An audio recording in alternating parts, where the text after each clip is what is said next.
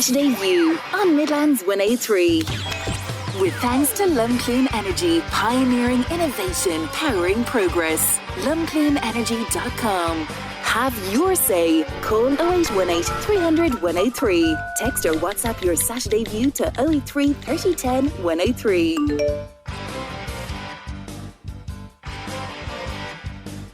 Hello and a very good morning to you. Another glorious morning across the Midlands, and a big hello to all of us who, it's pretty much nearly lunch or dinner time already, because I know hundreds if not thousands of you listening were probably up before the crack of dawn this morning to partake in a Darkness into Light walk. My first guest, who's sitting opposite me in the studio, did so around Monasterevin. I was in Kilbeggan myself, and we'll bring you some footage from that a little bit later on in the show, because we're going to look at that whole area of mental health. I mean, Darkness into Light, fundraiser for Pieta House that has raised huge money for them for their vital services, and indeed many local organisations were participating in these. People were coming together, families, clubs, whatever it might be, all to remember or to help support people affected by suicide and families who have lost individuals. And in Kilbeggan this morning there was a special gathering alongside a gathering from Kilbeggan Shamrocks GAA Club to remember Paddy Dunnican, who lost his own life to suicide this day 5 weeks ago. And similar events right across the Midlands. I'm going to bring you some details of a very special event that took place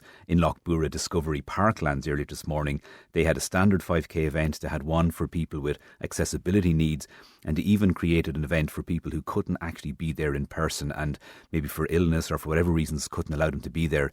You created a very special event, and I'll bring you some details on that a bit later too. We're also going to look at that issue of Leaving Cert students and supporting them as they approach that critical exam, the exam that most of us would probably fondly recall when we get to a certain stage of life, but at any stage people look back and they think, wow, I'm glad I never have to sit that exam again. You know, it's such a key point in our lives, and there are pressures on it. Now, that's not to say that young students can't cope with it. Actually, the opposite is pretty much always the case.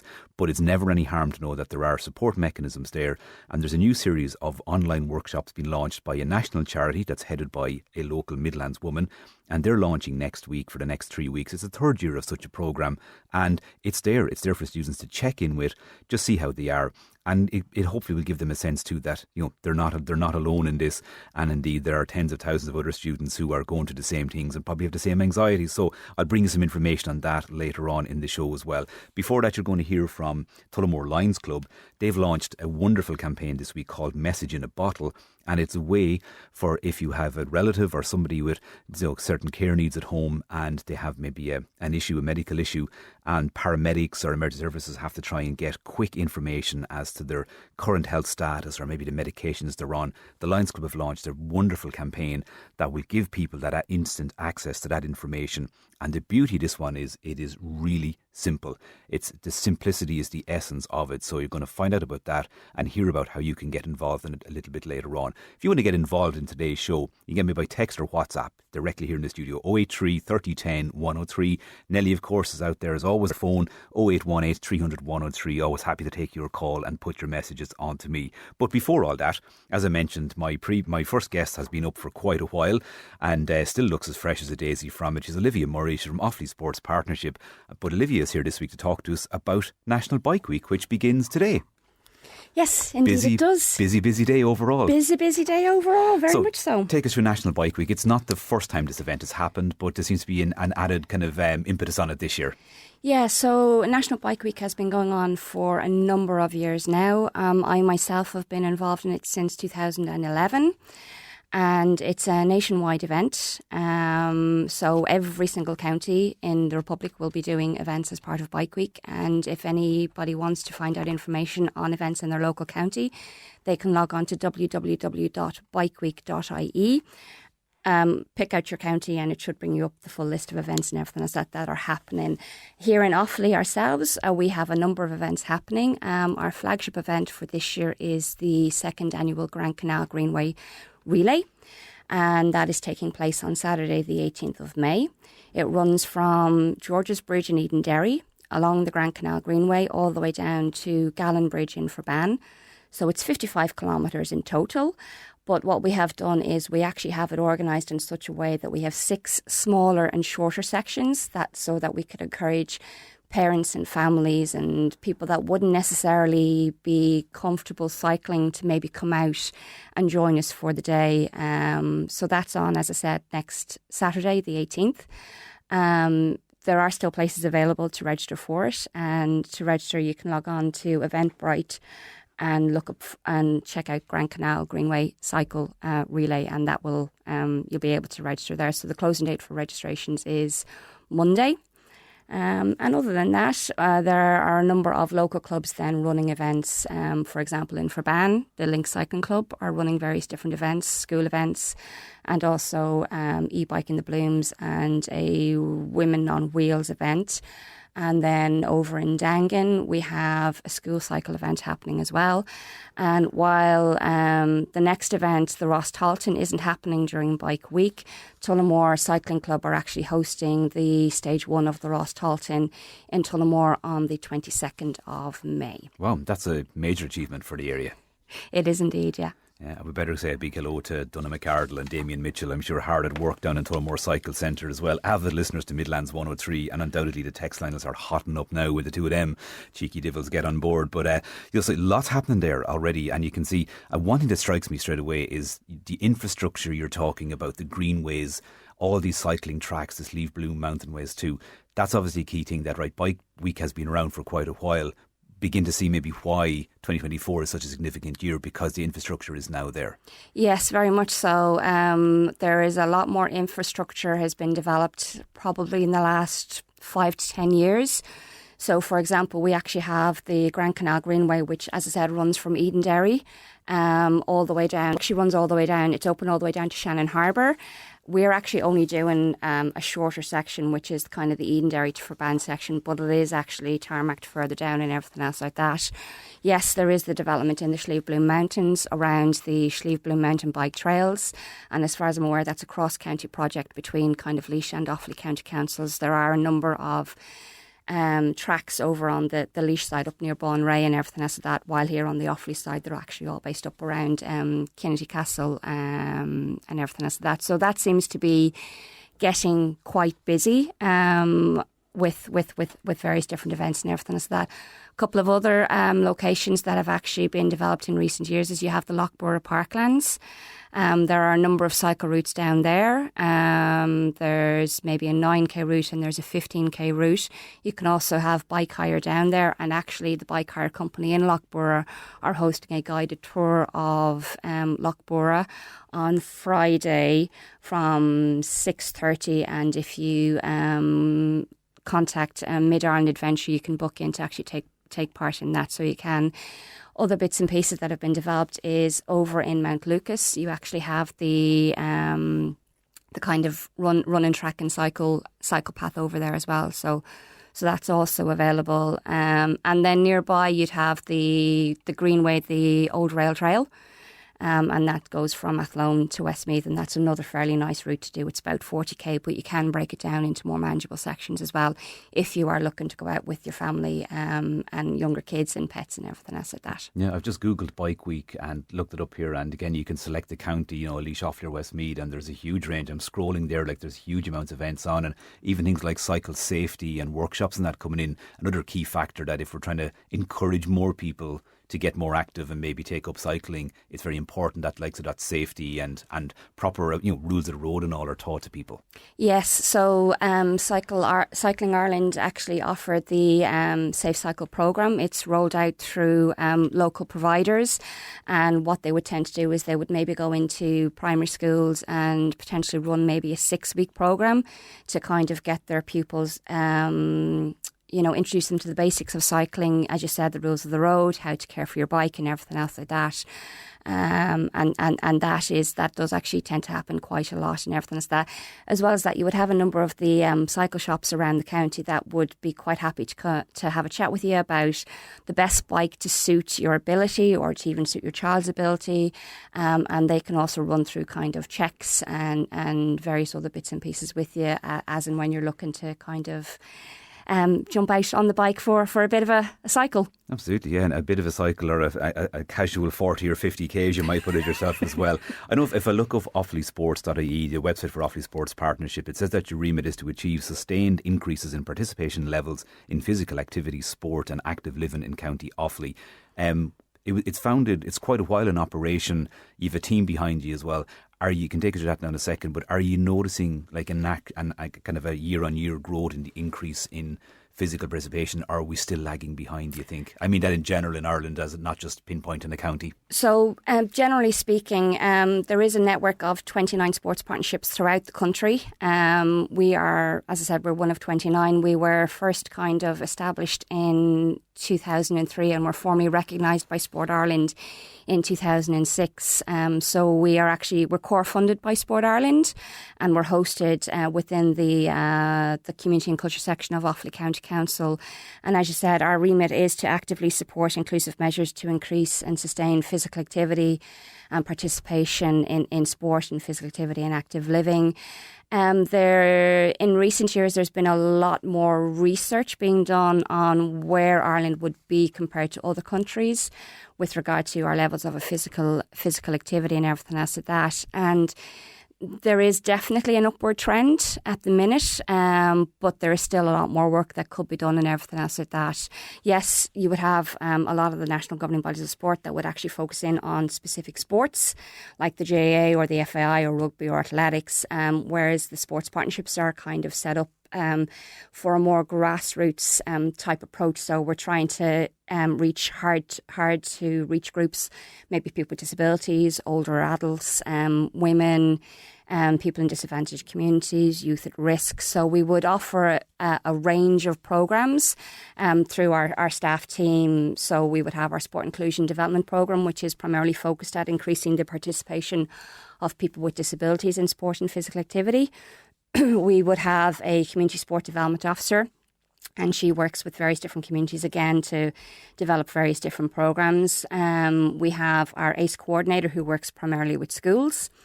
And then in recent years, we've also been significantly funded to establish community sport and physical activity hubs. So our first hub would have been established in Crinkle. Our second was established in Dangan. Our third was established in Muckla. And our fourth has been established in Ballycumber. So within those catchment areas for that community, there would be a range of programmes on offer. And all the programmes are developed in association with, the needs of the community. So there would be consultation with the community as to what do you think will work best in your area. And then we try and deliver those programmes there. We would also do an awful lot of work with ethnic minority groups. So a couple of the programmes that we would deliver would be, say, maybe Diversity Games, which is an annual event hosted up in Athlone IT. And the idea behind that is that we're trying to encourage children of ethnic minority backgrounds who are attending, the primary schools in the area to maybe come along and take part in, say, maybe an athletics event, which they may not necessarily have the chance to actually kind of do. We also have another event coming up now on the 24th of May, which is Africa Day. So again, this programme is designed to celebrate people of an African heritage, and we're actually doing another athletics event up in the Tullamore Harriers that particular day, where we're bringing in schools with both children of African descent, other children of ethnic minority backgrounds, and then local children as well to kind of come along and take part in a range of athletics events on that day as well. Whoa. There's a lot happening with Offaly Sports Partnership, and you said that's only one of 29 as well. A final question, I suppose. We look there at the infrastructure and a lot of the greenways and cycling routes that are developed. There's almost nearly a kind of assumption there for tourists. So actually maybe we overlook the value they are as locals, and actually get out and using them. If we look at trying to encourage more people to take up cycling in general, say day-to-day lives, where are we, do you think, from your own view, in terms of our infrastructure? Have we a long way to go? And is that a potential barrier to sort of the average person saying, I'm going to park the car and I'm going to cycle to work now? Infrastructure always tends to be a bit of a barrier for people to get involved in sport and physical activity. what you would find is there are a number of smarter travel programmes happening throughout the county. And the active travel and smarter travel section within Offaly County Council actually manage most of those. I do know that there was work done in Tullamore, there was work done in Birr, and there's various other plans underway and everything to develop the infrastructure there. In addition, as I said, there has been an awful lot of work put into developing the Grand Canal Greenway relay. And as you said yourself, a lot of people may well have a lot of local people may well have overlooked what's available on their doorstep. But I actually found that during COVID, when you could only do maybe your 5K or whatever else at that, myself and my husband and my boys, we actually found hidden gems that we could actually kind of do and stay within our 5K. And then as things started to open up, we then started going a bit further afield, and we would have done stuff like the Royal Canal Greenway. We would have done the Grand Canal Greenway, the Old Rail Trail, and then there are other trails out and about at the minute. There's the West of Ireland Trail, the Atlantic Greenway. There's a greenway down in Limerick. And there are various plans being developed to develop trails in Cork and Kerry and Dublin. So the infrastructure is definitely improving, and we can only hope that it will actually encourage more people to actually get out and get cycling. Yeah, as a kind of a late convert and someone who's admittedly only used them a few times, but things like the Sleeve Bloom mountain trails and even the greenways, they're a fantastic amenity, and great opportunity for people to get up. I think you've definitely sold it very well. And when the weather's like that, there's very few excuses not at this stage. But look, it sounds like a fantastic initiative. Olivia Murray from Offaly Sports Partnership, thank you so much for that this morning. And again, as Olivia mentioned earlier, if you just Google Bike Week and look it up, you can go onto the web pages there and actually just select the county that you're in, and it'll tell you everything that's happening. And as you get an overview of what's happening in Offaly from Olivia, you see how much has taken place over the next week and across through the rest of the month too. Similar happening in Laois and Westmeath. Get Googling, get looking up, get the bike aisled and get out and get pedalling. Time for me to take a quick break. After that, going to hear about a very, very important message in a bottle. Saturday View on Midlands 103 with thanks to Lumcloon Energy, pioneering innovation, powering progress. lumcloonenergy.com. A little bit later this morning, I'll bring you some of the audio that I captured in Kilbeggan this morning for the annual Darkness into Light event. A very special event this year as well, remembering people from Kilbeggan and their families affected by suicide, but also in remembrance of Paddy Dunnican, who passed away this day 5 weeks ago. And a special event took place in Lochbura Parklands as well, including a version of Darkness into Light for people who couldn't actually physically be there. So fantastic to see that level of innovation and the ideas people come up with, and looking forward to bringing you some information on that a little bit later, and also look at that subject of how we best prepare our students for the Leaving Cert. It's not too far away now, high pressure scenario, but there are supports out there if they feel they need them, or if they want to just check in and get that sense that actually, lots of people are in the same boat as myself, and to give them a few tips and tools how to guide them through that process. So that's all coming a little bit later. But I mentioned there before the break that I was going to talk to you about a very, very special message in a bottle. And the person who's going to deliver that message is Paul Cullen. And Paul is a project lead on this project from Tullamore Lions Club. Very good morning, Paul. Good morning, Ronan. Paul, you have a bottle in front of me now, and I can describe it as, it looks like, dare I say, a large little pill bottle, but it's green, has a big emergency written on it. It has a cross on it with lines and a green cap on it. What's inside the bottle? Okay, very, very simple idea. So inside the bottle, when you collect it, there is a leaflet, and in that leaflet, it's a form, and on the form, anybody who's involved in this thing will fill out their personal details, affix a photograph, possibly their medical card number if they have it, the name of the local pharmacy, the name of the local doctor, and also a list of any medication that they may be in or medical conditions they have. And even things as simple as, if they're expected to collect any kids from school. The idea of the whole of the bottle is, if there is an unfortunate situation where somebody is incapacitated in the house and the emergency services or first aiders are called to the house, they will know from a sticker inside the front door, and there's a sticker in the bottle inside the front door, that this person has a message in the bottle.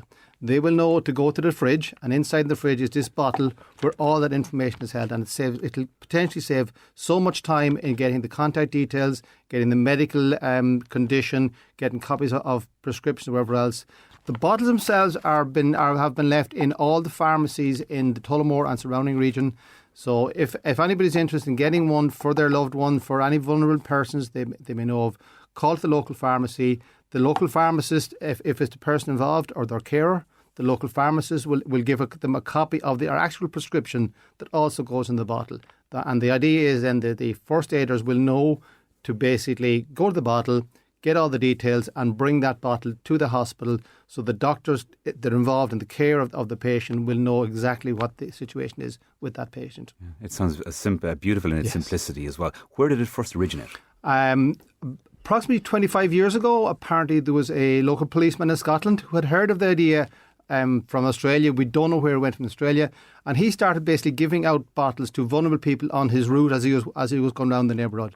A member of the local Lions Society in the area realised this is something we could actually do as a Lions Club, and they started basically to design the bottle and handed the bottle out to people within their area. It grew from there to a huge project across Lions Clubs in Ireland and in the UK, and we understand that over 2 million bottles so far have been given out.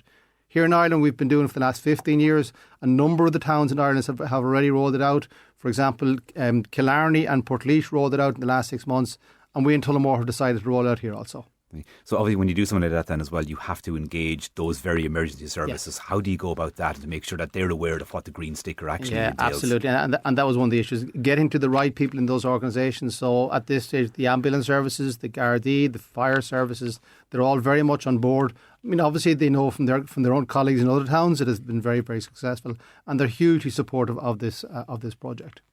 And you can just imagine the time it will save. That again, if it's just a certain drug that somebody is on that could affect the treatment delivered as well. I mean, it really is crucial information, and like you pointed out, particularly if it is that scenario, that perfect storm where somebody maybe is alone so they can't give the information that emergency services do. How do you expect obviously a large uptake on this? How are you trying to get the message out there? Well, we issued the bottles out, about 15 bottles in a tray to all the pharmacists, and we said, look, don't start giving them out until after we do the launch, so that the ambulance service will know. And we've already had a number of the pharmacies say, our bottles are all gone, can you get us some more? So yesterday I ordered another 600 bottles down from our centre organisation. So hugely successful so far. And when they run out, we'll be able to get more. So I mean, the main thing is to get as many as possible out there. One of the other issues we had in relation to it at our global organisation, we have a stand at the ploughing championships every year. And at the ploughing championships for the last 2 years, we've been issuing out these bottles, and literally they run out the door.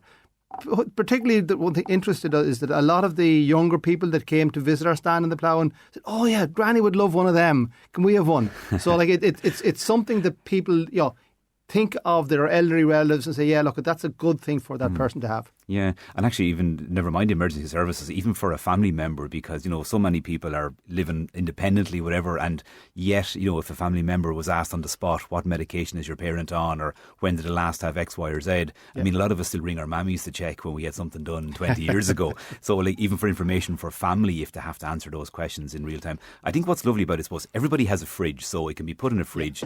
We all kind of typically know where to find a fridge in a kitchen, but there's no technology involved as such. Correct, yeah. That's unusual this day and age. Yeah, in this day and age. And maybe, that might be something that come. But I mean, because it's there, it's sitting in the fridge, it could be there for quite some time. The key thing we do ask, though, is if somebody is on particular medication and the medication changes, to make sure that they update the form and get a new prescription into it as well.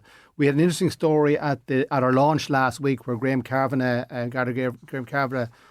attended, and he suggested it might also be a good idea if people are out and about, just pop the bottle in your handbag or not carry it with you if it is a critical piece of information that's in there. They would highly recommend people basically have copies of it. We actually even have a tag version of it that goes onto your golf buggy. There you are now. Actually, a lot of you Lions Club lads golf anyway, so that makes perfect sense. It's brilliant. I say its simplicity is really what lends to it as well. Just give us a reminder, Paul. People, I suppose, best thing, just drop into a pharmacy and ask for a bottle. If they can't get one, then can they go on a waiting list or contact yourselves? No, we did think about issuing them out through other organisations, but the key thing is that it is about the medical. It's about getting a copy of your most recent prescription. That's why we decided to issue out through the pharmacy. So all the pharmacists in Tullamore and the surrounding towns all have got a supply of these, and that supply will be topped up as and when required. So call into your local pharmacist, If it's for yourself you're getting it, they'll give a copy of prescription. If you're the acknowledged carer of somebody, obviously there shouldn't be a problem getting that it as well. Yeah. But equally, just talk to the pharmacist and they'll explain to you what the situation is. Yeah, absolutely fantastic. Yeah, Paul Cullen, project lead there from Tullamore Lions Club for Message in a Bottle, and you'll see that featured on Midlands 103 and across your local newspapers as well. And I think that's it. Go out and grab a copy of that if you think it's something that can be of use for yourself or a relative or a friend or somebody who you feel could benefit from that. Paul, thanks a million. Absolutely. And all the Thank very you, best Ron. with the rollout of that. And as Paul said, they've already ordered 600 more bottles to be distributed amongst pharmacies around Tullamore and the surrounding areas. And you know what, undoubtedly a project that'll spread to other Midlands towns, I'd say, in the very near future. Well done to everybody involved again there, Tullamore Lions Club, another fantastic project. Time now for another quick break. After that then I'm going to bring you some audio that was recorded early this morning, just after 4 o'clock in Kilbeggan, and some other audio that was shared with me from Lochbura Discovery Parklands, all around darkness into light. And we'll also look at that whole area of supporting our young adolescents, those doing the Leave Insert in the next couple of weeks, how we support them as well through such a fraught time in their lives, such an important thing to do. But do you know what? We can all help them, and there's plenty of support mechanisms and tools out there. So be with you in just a couple of moments. Saturday View on Midlands 103 with thanks to Lumcloon Energy, pioneering innovation, powering progress. LumcloonEnergy.com. In 2009 in the Phoenix Park in Dublin, just around 400 people set off on the inaugural Darkness into Light 5-kilometre walk to raise funds for Pieta. And from small beginnings, the movement has continued to grow, and there are now over 150,000 participants into Darkness into Light each year. It spans, I think, every county across Ireland, every county across the Midlands, and multiple towns and multiple locations within our Midlands towns participated again this year. Some really special events, very, very poignant events, and a real symbol of people coming together to remember people, to support family members and friends who've been affected by suicide, and an opportunity for people to come together on a beautiful morning, at dawn or before dawn, and come together, talk, meet people, and reflect on loved ones lost and friends lost too. It raises huge money for Pieta House each year, and it emphasises again the importance of supporting our members of our community, the members of our family, but also those local charities and mental health organisations that are doing huge work. A little bit later in this piece, we're going to hear from Fiona O'Malley, the CEO of Turn to Me. She's from Tullamore originally. It's a national organisation, and they're now providing online support services for students doing the Leave Insert. So I think we'll acknowledge that and the pressure that comes with sitting our Leave Insert. I know for one, I wouldn't like to do it again, but what we can do to support our young people and just let them know that, look, lots of people have been through it. There are support mechanisms out there. And I'm going to hear also from some of the people, or some of the footage from Lochbura Parklands earlier this morning. They created a very special event for people who maybe through physical disability or just inability or illness could not make the event this morning. They've done something really special to allow those people to contribute. But I'm going to start in Kilbeggan, and this was the start of the opening words that were said this morning at around just after 4:30 a.m. Good morning, everyone. My name is James Claffey. I'm Secretary of Kilbeggan Shamrocks, part of the organisers of today's event. So I would like to welcome everyone here today, and thanks very much for attending in such massive numbers. It's great to see Kilbeggan's interest in this topic and the concern for the local community as well. So first of all, I'd like to welcome back Jimmy Langan, Richie Keoghan and Deborah Keegan, all of whose families have lost people in recent times to suicide, and it's a very sad occasion, I'm sure, for them today, but I hope to take consolation in the community that's here today to support them and everyone around. I suppose only 5 weeks ago we lost another member of our community in Paddy Doonican, and it was a shock and deep sadness to everyone, and we're joined here today by his family and friends, so just to acknowledge them and thank them for all their support. And as a mark of respect, we're going to stop at Paddy's house today just for a minute as we do our journey around the circular, so just to acknowledge them as well. I'm going to invite one of Paddy's friends in a minute to come up and say a few words as well, but just from Kilbeggan Shamrock's point of view, we're delighted to be participate in this event, part of the organisers. We've done it for 2 years, and I suppose as a club we feel it's very important to raise awareness around mental health and suicide.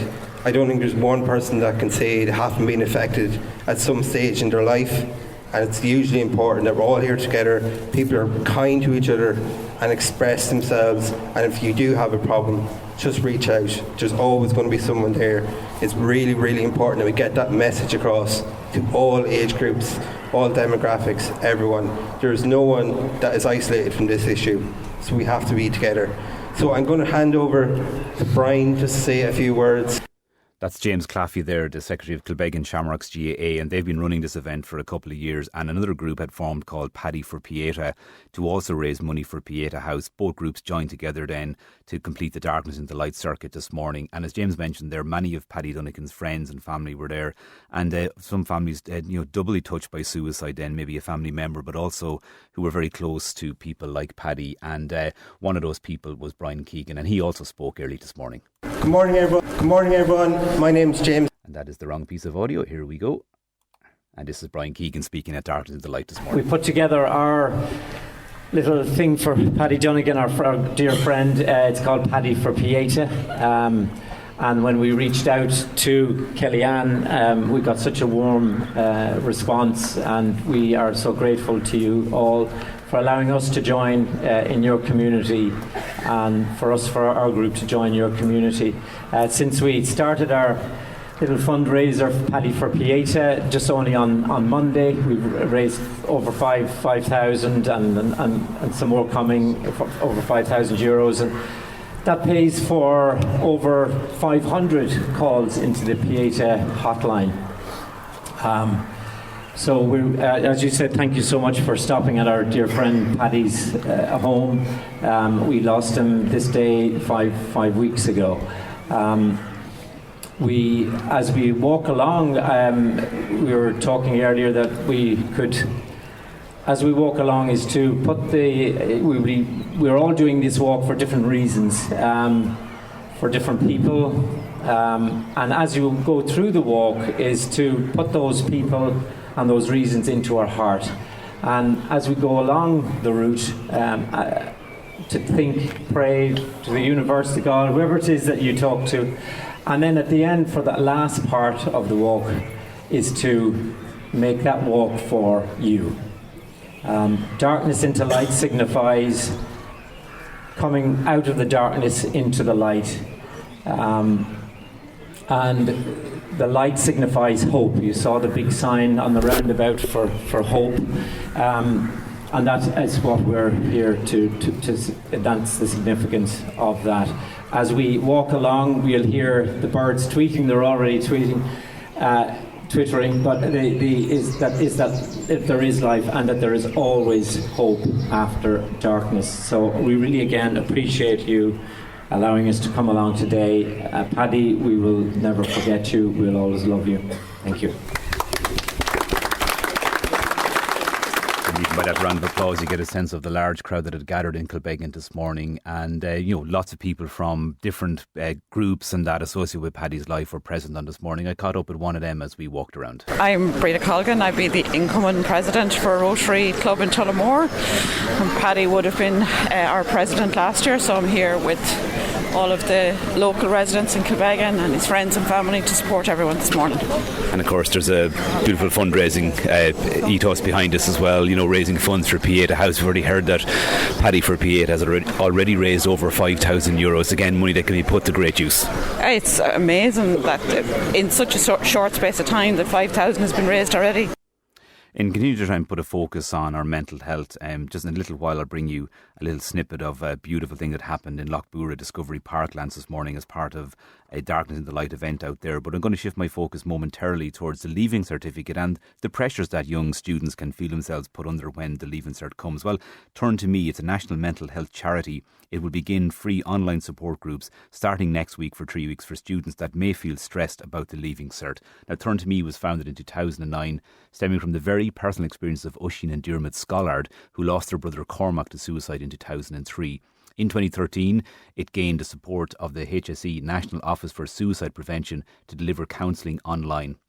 In 2019, Turn to Me joined forces with Reach Out Ireland to create a space for young people to find information to support their mental health online. As of September 2021, it offers adult counselling and peer support service to adults living in Ireland, and it is one of a number of organisations, including many across the Midlands like Accessible Counselling, who provide services and vital services to students. But earlier this morning, I also caught up with its current CEO of Turn to Me, Fiona O'Malley, and Fiona, of course, is from Tullamore. And I began by putting it to Fiona about the Leaving Cert students, and I said that this may be naively perceived as our young people aren't able to cope, and here we are giving them support. I said that actually the opposite is probably true.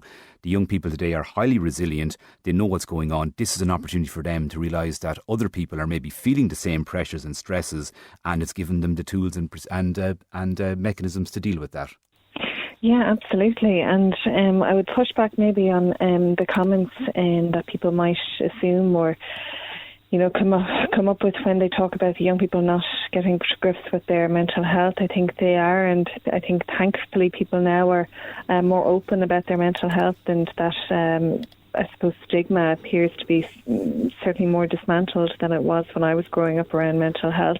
So young people are certainly talking about their mental health, and it's something that we would definitely encourage. And I suppose we all remember the stress of the Leaving Cert. For a lot of people, even in their 30s and 40s, still might get nightmares about imagining what it would be like to sit the Leaving Cert again. So for a lot of people, it's the first big hurdle in their life, particularly in their academic life. And it is really of significant importance, because it determines what type of college courses we get into, which determines what type of career we do in the future, which obviously has a huge impact on our life or on our day-to-day lives. So it is, I suppose, a first big challenge for young people, and no wonder it can cause so much stress, and no wonder that it can cause so much anxiety. Oftentimes when people reach out to use our services before the Leaving Cert or leading up to the Leaving Cert, they report they might have had palpitations, panic attacks, and they might experience low self-esteem leading up to the Leaving Cert. And what we would say to those kind of people is, first of all, your academic achievements and your academic outcomes don't define you as a person. You are more than your academic abilities. But secondly, to remind yourself that you have put in the work, that you've been training for this. You've been training for this for 5 or 6 years.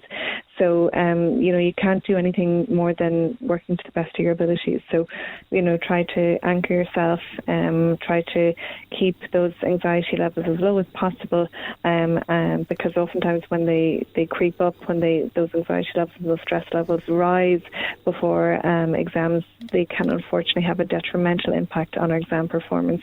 So we would encourage young people to reach out and use our services, join that support group that we have just launched, which is specifically for Leaving Cert students. That will run Thursdays for 3 weeks, and it will start on the 16th, then on the 23rd and the 30th of May at 6 o'clock, and it's totally free, and it's run by a mental health professional. It'll be online as well, so it can be available and accessible to anyone on the island of Ireland, and you can sign up on the Turn to Me website, turntome.ie. I think there's not an adult out there, and anyone I've spoken to since I did my Leaving Cert way back in 1998, I think nobody would take the choice of going to do it again, because was the way it's done and actually compounded into very tight schedules as well. It really is and still remains that kind of pivotal point of your career. So much emphasis on it, and it's totally understandable that people would feel extra pressure. I think we all did. To know that there's now supports out there is huge from that. Obviously, when you started this in 2022, you saw the need for it. Has it grown in size? Is the uptake increasing, and are you expecting even higher numbers this year? Yes, all of the above, all those things, yes. So we decided initially to launch the support group back in 2022 because a lot of parents and young people both were contacting us, asking us to put on some type of support group or some type of webinar for young people. And I suppose when you join something like an online support group, you're there with your peers, you're there with people who are going through the same pressures and the same issues, and they know your story because it's their story as well. So when you create this online space where young people can share their struggles anonymously and receive tips on how to deal with that stress, how to deal with those panic attacks, and how to deal with those anxiety levels and those pressures, whilst being facilitated by a mental health professional, that can be really supportive and that can be really healing. And it can be maybe just the support that people might need coming up to the Leaving Cert. It reminds them that they're not alone. And even though it is quite stressful, there is a feeling of camaraderie when you join something like an online support group, and all the people are experiencing the same challenges and the same difficulties that you're experiencing, and it reminds you that even though you do feel very isolated coming up to the Leaving Cert, you're really not alone. It's running for 3 Thursdays, starting next Thursday, the 16th. Are they better to go to all 3 sessions, or can somebody dip in, at a second or third session? Any, whatever people want to do. It does start on the 16th, as I say, at 6 o'clock. It runs for 3 weeks. Some people might want to come along and see, what it's like, if it's something they want to avail of, and they're under no obligation to join the next 2. And equally, people might be busy for the first one, or it might not suit them to join until the second or third. So, people can attend as many and as little as they want. But one of the things that we certainly would emphasise to Leaving Cert students is to pace themselves. It's certainly a marathon, and if students don't manage those stress levels throughout the Leaving Cert, as I said, it can have a detrimental impact on their performance throughout the exams, which obviously has an impact on their CEO, I suppose, numbers and the courses that they can get into. So certainly when there's something like primarily rote learning, which is kind of a memory test learning system, which is what the Leaving Cert is,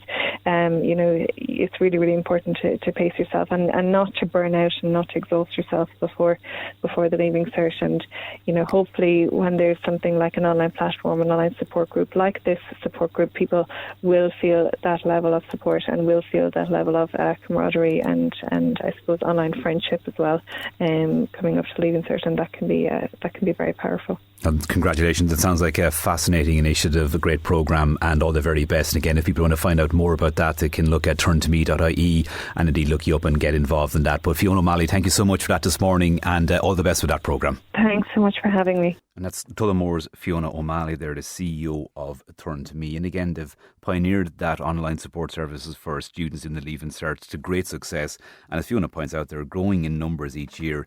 And just that lovely sounding board for students as well, to check in and maybe get a sense that actually, it is natural and normal to feel a bit of stress and anxiety about it. And also, though, give them those platform and get that platform and those tools that if there is a little bit more and something they do need to maybe have a little bit of work with or counselling with, that is available to them, and that they can work through that, and that as we used to say, a problem shared is a problem halved and stuff like that. Now, going back to that theme of darkness into light, as I say, hundreds of events across the country have taken place this morning, raising crucial funds for mental health support and awareness, and replicated across the world now. I think it's about 14 or 15 countries across the globe now participating in Darkness into Light. It all started in 2009 in the Phoenix Park in Dublin and has become a huge national event as well.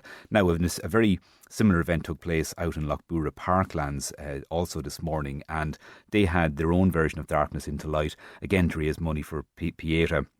But they had 3 different offerings out there. They had what they called the standard 5k walk around the Lochbura Parklands, but they also had a special walk where it was for people maybe with accessibility issues or who maybe weren't able for the terrain or the full 5 kilometres. They created a lullaby route, so a shorter route, and again to allow people to participate in it. They went a step further though too, and were quite ingenious with this one. They also created a soundscape route, and this was for people who weren't physically able to attend. And Kieran Butler from Board Namona and a committee member for Darkness into Light in Lochbura Discovery Parklands said that they were just thinking about those who are maybe in hospital, or those who may not want to gather at large events for whatever reason, or who may not be able to participate because of physical reasons, or for maybe just that they can't travel or they couldn't be there in the morning, but still wanted to be part of the atmosphere and the occasion in Bura. So they decided to create the soundscape route. They recorded the bird song just after 4 a.m. this morning out in Lochbura Parklands. They put it together in a little video, and they created like a little interactive map that shows the route around some of the ponds and the lakes out there.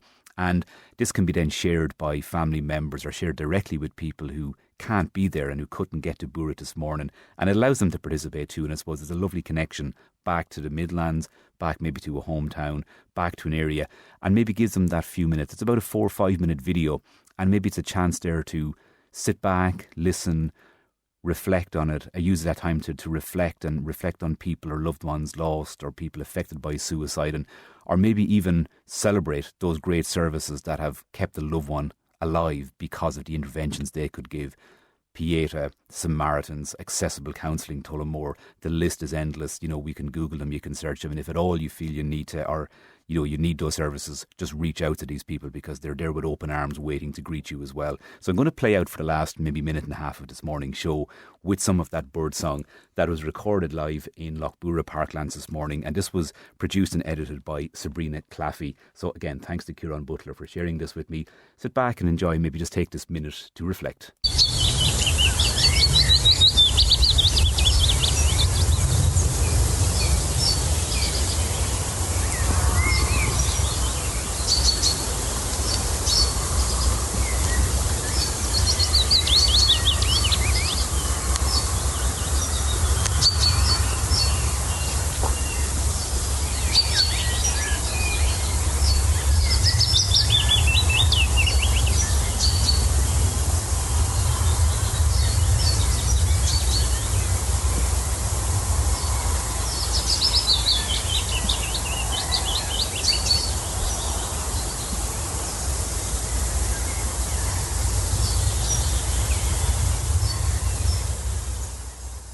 You're listening there to some of the live birdsong recorded in Lochbura Discovery Park this morning as part of their Dance Darkness into Light soundscape trail, and that video will be available on social media, or it can be available if you just contact people involved. They'll be able to share it with you as well, and you might be able to share that with a loved one or somebody who would appreciate it.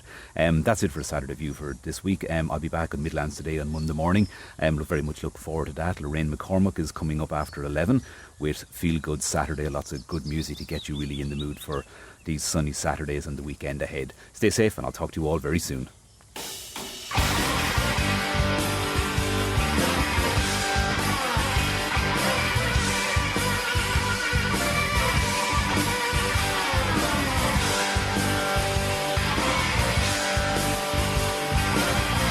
Saturday View, with thanks to Lumcloon Energy, pioneering innovation, powering progress. Lumcloonenergy.com. Midlands 103.